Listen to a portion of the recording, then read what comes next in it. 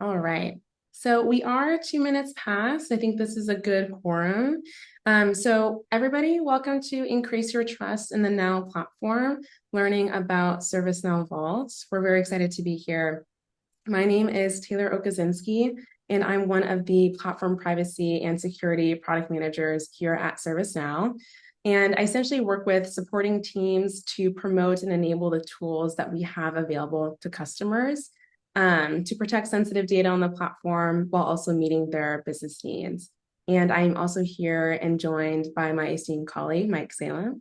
Mike Salem, did you want to introduce yourself?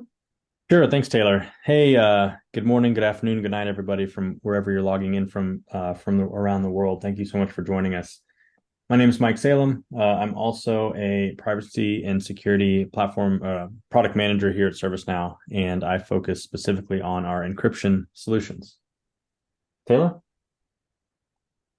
That is perfect.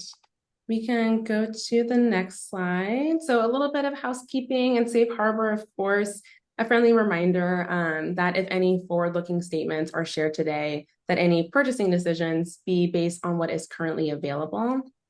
I don't believe we'll run into that today. I think we're mainly just going to be focusing on what is available as of the Vancouver release, but always nice to have in there. And today's session is a part of Live on ServiceNow, which is a curated event series to connect you with ServiceNow experts and peers that can help you deploy your products and achieve value faster. So we hope you join us again at another webinar or 360 exchange. And with this QR code, you can see the schedule by scanning or using the link in the chat. All right, and so for the actual housekeeping, we have saved time at the end for Q&A, so please use the Q&A button at the bottom of your screen along the way. Friendly reminder to post the questions there rather than in the chat, or you can wait towards the end and we can call on you as well. The presentation will for sure be recorded and shared on the ServiceNow community website. And then after the event, you will be prompted to fill out a short survey. Feedback is a gift, so keep a lookout for that, and we very much appreciate it.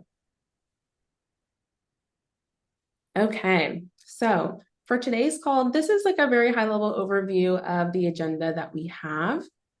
First, we'll kind of kick it off with an overview of a couple security statistics to frame today's call. Then we'll move into another layer of framing where we'll look at ServiceNow Vault as it pertains to the zero trust security model. Once we have those components kind of framed up and ready, then we will dive into each of the ServiceNow Vault components and how each of those components link back to the zero trust guiding principle and also various types of security controls. And then, of course, at the end, we'll have our time for Q&A.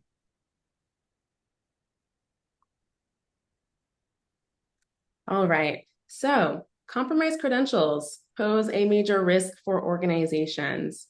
Looking at some numbers here, 79% of organizations experienced at least one data breach in the past 2 years. And of those data breaches, 80% were due to hacking that involved credentials that were used to further impersonate a user for, further compromise. So when you see numbers like this, there's never always one like gotcha, like, oh, it was that one thing that each of these organizations, didn't have in place or, did.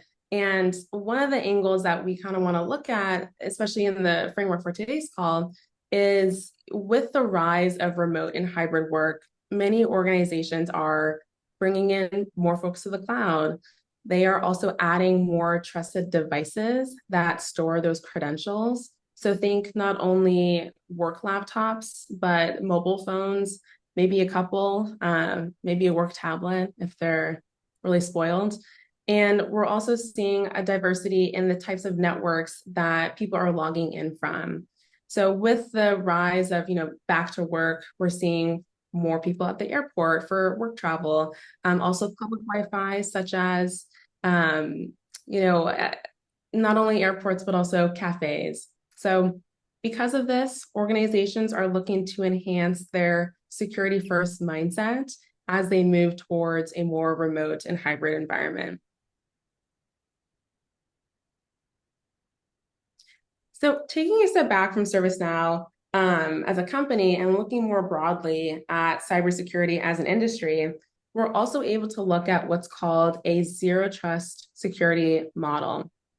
Zero trust challenges the age-old notion that trust can be inherently placed in any aspect of a digital environment. And what it does instead is introduces guiding principles that emphasize the profound shift in how organizations approach to security.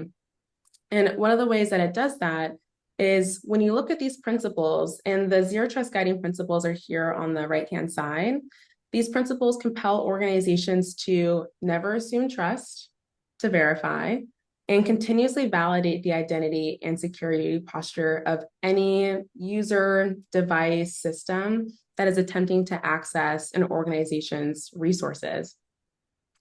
They also advocate for the principle of least privilege, and that is something that will come up throughout the call, ensuring that access is strictly on a need-to-know basis. So looking at the 6 components of Vault here on the left-hand side, ServiceNow Vault is a set of 6 premium security controls that align with the zero trust security model and their principles.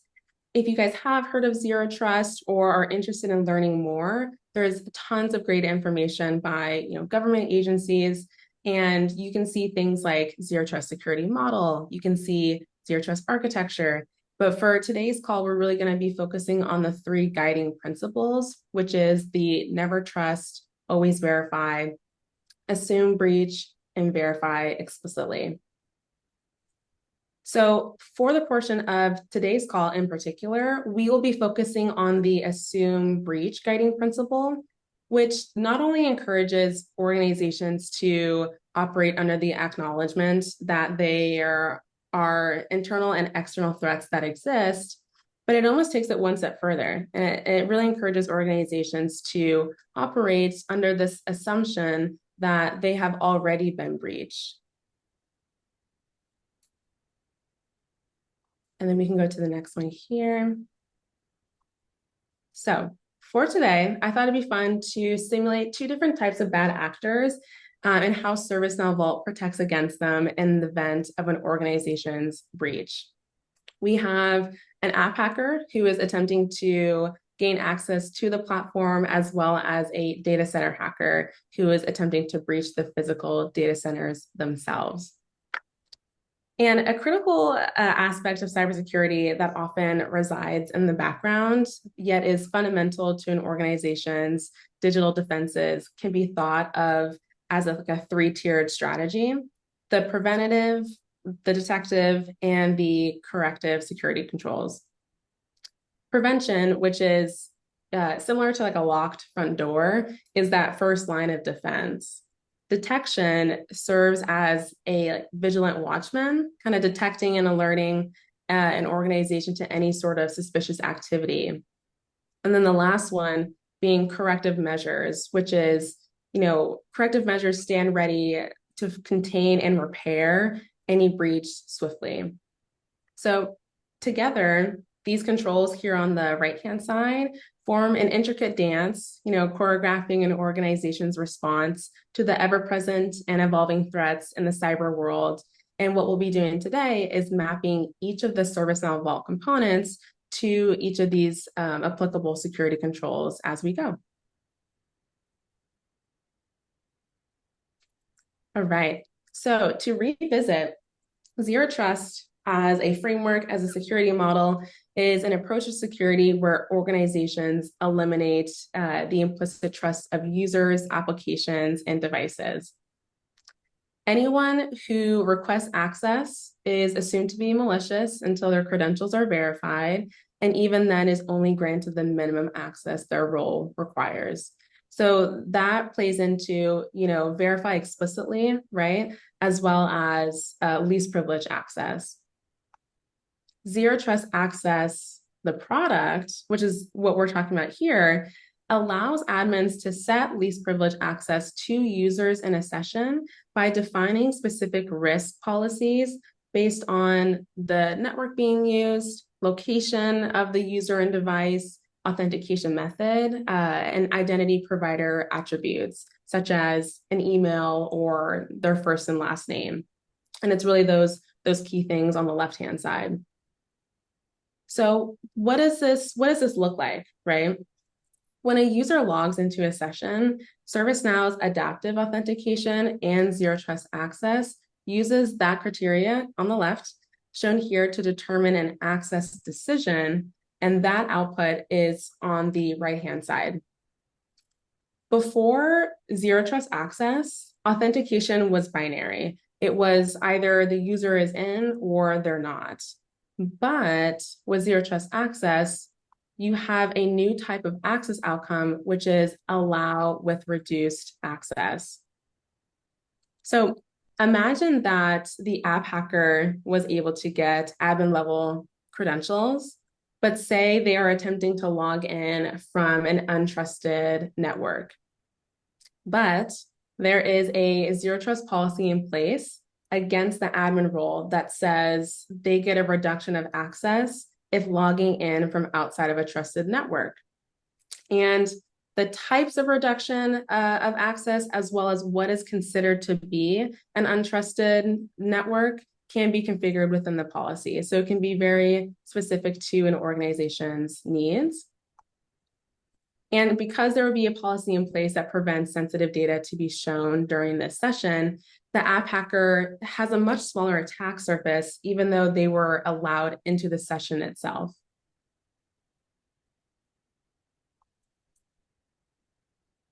All right. And then here we have data privacy. Data privacy is, I think, one of the fan favorites. We hear a lot of really great feedback and interest in data privacy itself.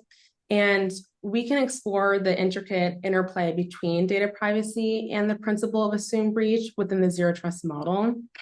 So data privacy, the product, makes it easier for customers to comply with global privacy and internal regulations by helping discover, classify, and anonymize sensitive personal information on the platform itself. So in a digital landscape where the security of sensitive data is continuously tested by sophisticated threats, this principle underscores the imperative of being proactive rather than reactive. And when leveraged, data privacy is really an effective preventative security control. So again, right, that assumed breach, when we acknowledge that breach may not be a matter of if, but when, it also underscores the importance of a privacy-centric approach to safeguarding information. And a little bit more about the product itself. Within data privacy, there are two main features. There is data discovery and data anonymization, and both work in conjunction. We also have a great tool called data classification. Data classification is a core feature to the platform, but they do all work very closely together. Data discovery is used to identify data within an instance, like emails, social security numbers, credit card information. And what data anonymization does is allows admins to define whether to anonymize all information for users or for a subset of users. And once that data is anonymized, it's replaced with randomized values that can also be configured by an organization. Like they can define the type of values they want to anonymize it with. And what that does is maintains the data structure to allow for testing and reporting. And so next, I will pass it over to Mike to chat with you more about platform encryption. Thanks, Taylor. So yeah, let's get into a few of our encryption solutions. So platform encryption addresses the key customer need of balancing how customers protect and share data in the cloud by ensuring ServiceNow data is encrypted at rest and in use with only authorized users who can access it. So you'll hear of platform encryption, and it consists of two underlying encryption products, cloud encryption and column level encryption enterprise. You'll hear us use the acronym CLE enterprise. So why don't we look at some of the underlying fundamentals to understand the value and differentiators for platform encryption as a whole. So level set, let's just understand that customers use their devices to log into an instance over the internet. And their instance is generally comprised of applications, which are all storing data in a database. And so encryption can generally be applied at the application layer by a proxy, or the database layer, or both, which is what you're seeing here on the right-hand side of the screen.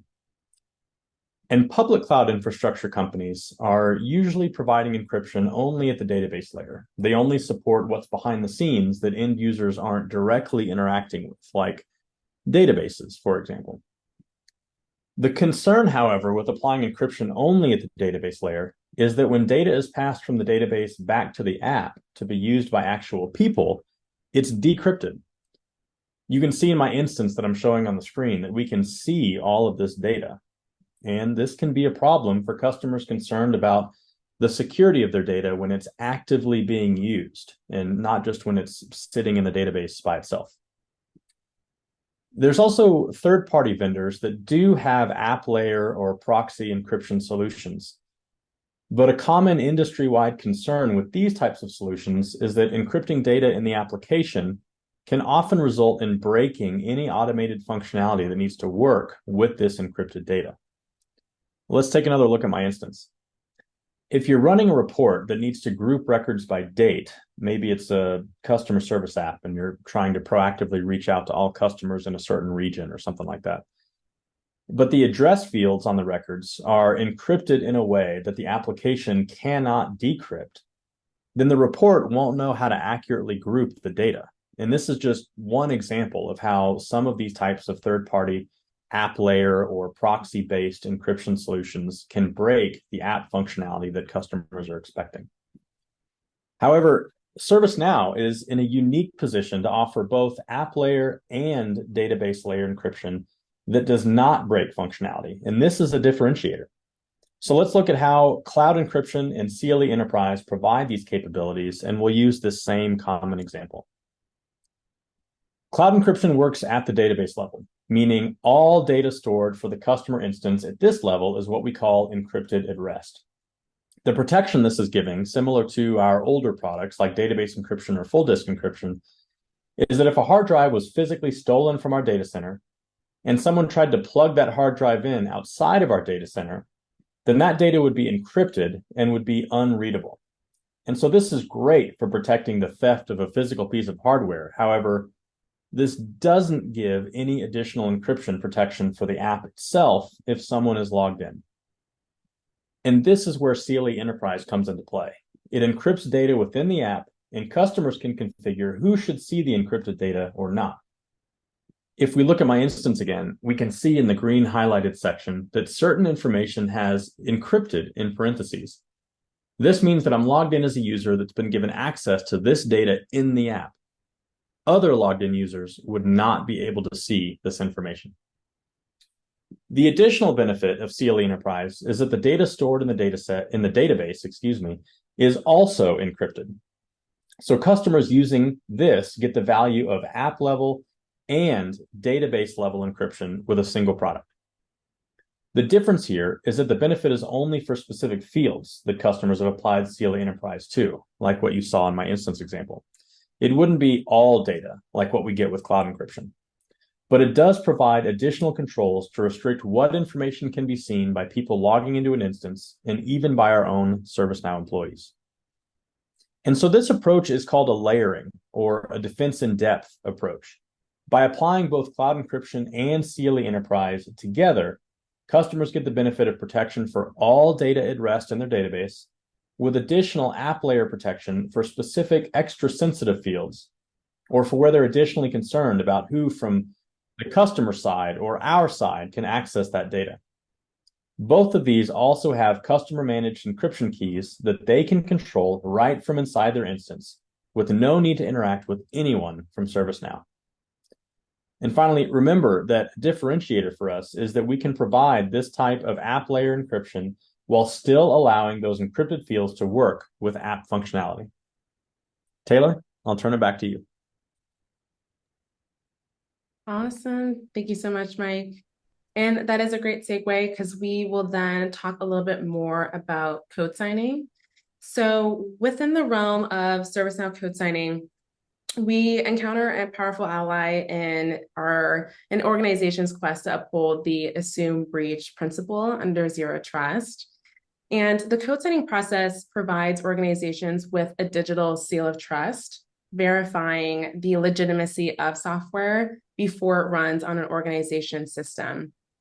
So by confirming the authenticity of code and scripts that are running on the mid server, it aids in embracing the assume breach principle, which organizations acknowledge the inevitability of threats and ensure that organizations are prepared. So the process itself looks like, it starts with software developers digitally signing their code, essentially putting their name on it.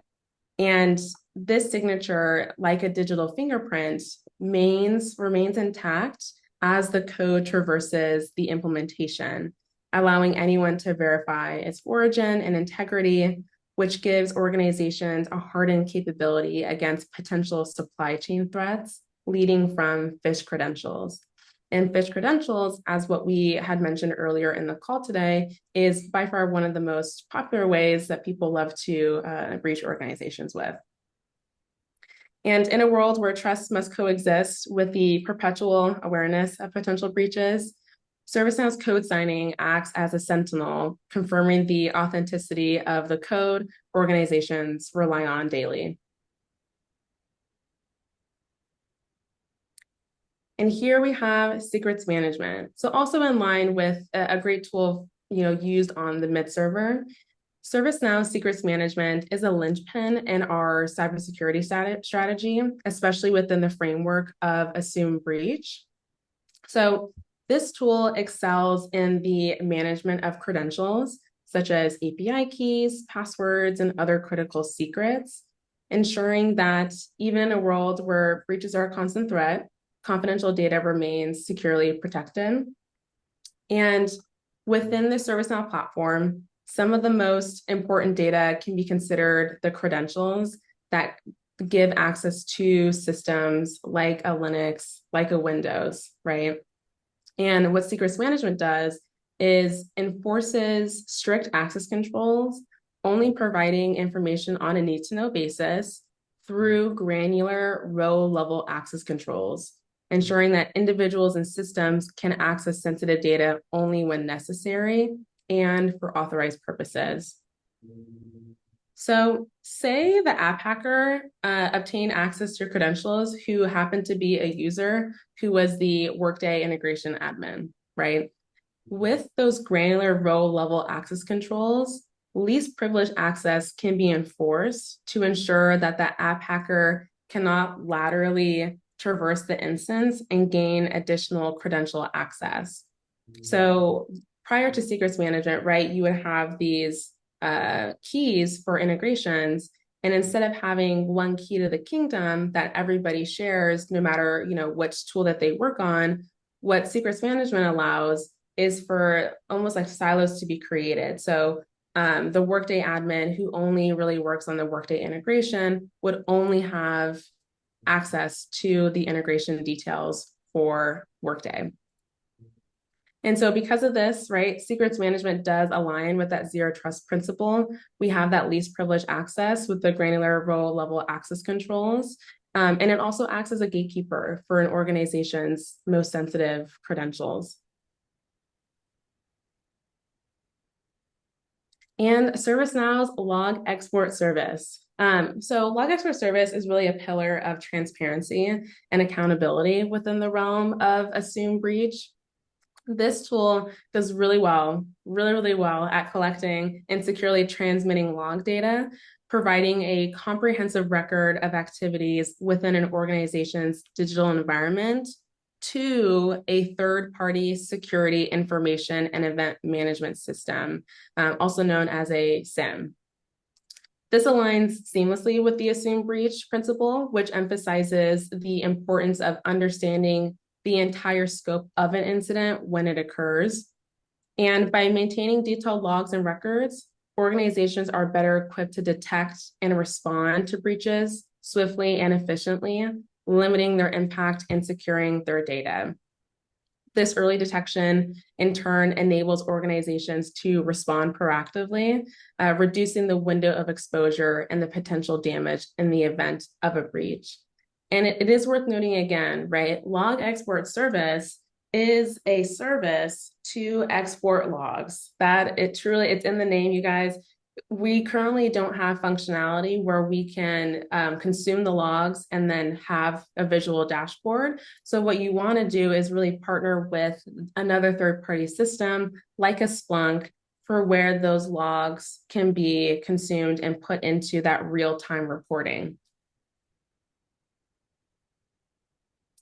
And log export service, right, serves as a powerful testament to the fact that in today's digital realm, transparency is not just a matter of compliance, but really should also be considered a proactive approach to security that's in line with the zero trust principles. All right. And here we are. So as we wrap up our exploration of ServiceNow Vault, and how it aligns with the assume breach principle within the zero trust security model, it's worth noting that there are other resources in play that partner in enabling an organization to improve their security posture on the Now platform. ServiceNow Vault showcases the value of maintaining control over access and the integrity of an organization's most critical information, such as PII data, ITOM discovery credentials, which is really that secrets management, regulated data, and much more. And as you can see here, the ServiceNow platform has a broad set of security controls and configurations available to customers that keep their Now platform secure and compliant with regulations and internal policies. The tools that are listed outside of that purple box are core features to the platform and work in conjunction with our premium features listed towards the top, which are the ones that we went over today, which conveniently are all a part of ServiceNow Vault. By embracing these principles learned today, organizations can pave the way for a resilient and adaptable cybersecurity strategy that ensures the safeguarding of digital assets, even in a landscape characterized by persistent threats. Thank you guys so much for taking the time to learn about ServiceNow's platform privacy and security controls. So, a skilled team can help you achieve your business goals faster. And we do have a handful of other resources besides these amazing 360 webinars available to customers. There is ServiceNow Impact, which is a product as well, a really great value acceleration tool. There is course training and certification through our Now Learning platform, and expert services, which kind of goes hand in hand with Impact. And it's kind of depending on like what you're really looking for. And so there's a lot of great options. And we know that with customers, there's not a one size fits all. So we always want to share the resources that are available. So you can talk with your account team or with any of the resources, that are part of these teams. So you can find the best one for you. And I believe that is, is there any jumpstart? Oh, if there's any jumpstart for today's topics, that is something that we are looking into. We would love to talk about any of these in a jumpstart or tune up. And for those who are not Impact customers, I believe Sam's question is referring to the technical accelerators that are a part of ServiceNow Impact. There is a tune up your security accelerator. So if you are an Impact customer, that is an accelerator that is available in all packages. And that is based and built off of the Security Center. And Security Center is a core feature to the platform. So it is shared on that slide that we had towards the end, but it's not one of our premium features. So I didn't talk about it at length today. Really, really great. Security Center also falls in our organization. So definitely take a look to that accelerator if you haven't taken advantage of it already. And if you are not an Impact customer, but definitely want to, dive a bit more deep into your environment and security recommendations, the Security Center is a store app available core to the platform as well. Great question.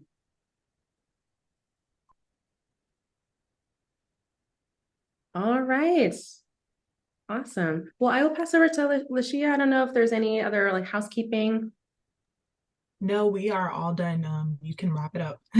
Okay, awesome. Well, thank you guys so much. Feel free to reach out at the community say. I feel like it's the best way. If you guys can note our names, it's, our first dot last at servicenow.com. We'd love to hear from you.